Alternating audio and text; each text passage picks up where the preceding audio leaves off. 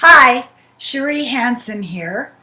I just want to mention that my book, Laying It on the Line, that has a collection of poetry and shamanic drawings from my journey of mindfulness practice from a place of a very conflicted and chaotic childhood to a peaceful and healthy adulthood. $25. Lulu.com, and you can get a hold of me if you'd like me to send it to you. Thank you. Today the blog is Risk Taking for the Timid. This is from my blog space, CherieHansen.com, which has 53,100 subscribers as of today. January 18th. Risk-taking for the timid. Well, I have obviously been gifted with high levels of Monamine oxidaise, which functions as a regulator of risky behavior. The higher the level, the less likely you are to take risks. Individuals with high levels are seen to have an entire narrative generated from the brain as they sit assessing a possibly risky action. In the past, if I stood on a stepladder, I would spin out the story of me spinning out and falling backward onto my neighbor's fence. This choose-your-own-adventure pattern had me selecting various outcomes.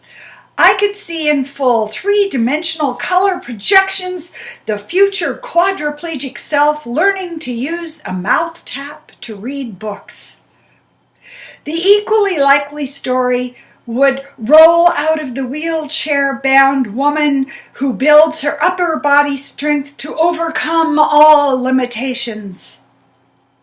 The brain-damaged person whose hair is never more to be dyed red and comes out in gray roots as she drools upon herself would be another possibility.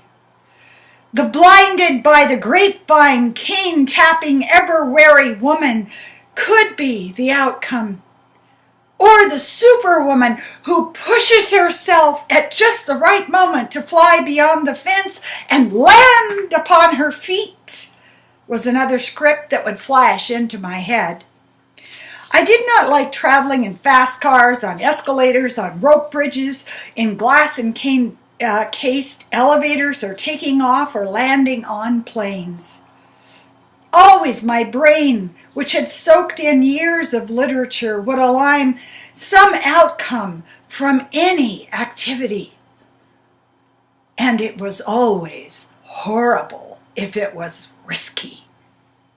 The few times I tried to be outrageously courageous did not work out well.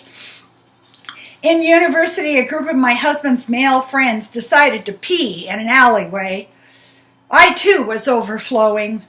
So I wanted to show them how one of the guys I was. I carefully went behind a barrier, pulled down my pants, and stepped on a gigantic nail facing upward in a board. Limping home and then getting to the emergency ward for a tetanus shot was, I felt, the natural outcome for one who had taken such a hasty action. I followed the rules. I wore safety gear. I said no thank you to most of the adventures that other 20-year-olds in the 1960s set off in. I looked for fire exits when I went into a room. I kept purse handles, luggage, objects out of the way in rooms I stayed in. I was careful with knives and scissors, always. One of the things that mindfulness practice has done for me is to make me very aware when my high levels of Monamine oxidaise are leading me into anxiety. I stopped the spiral. My practice of asking what if helps tremendously. What if my response is just wisdom? What if my response is just biochemical? What if my response is irrelevant? The question becomes, is this risk-taking going to make me feel an opening up in my life? The question becomes, is this risk simply a way to distract myself and hook into the necessity for peak experiences? I watch my reaction and I stay in the middle. Fearing the risk, seeking the risk is irrelevant. What values am I pursuing in my life? Sometimes I get on a small plane in a windstorm because I wish to feel safe in the world. Sometimes I walk alone at night because I wish to feel safe in the world. Sometimes I say exactly what I am thinking because I want to show up in the world. None of my decisions are based on the thrill of taking the risk in and of itself.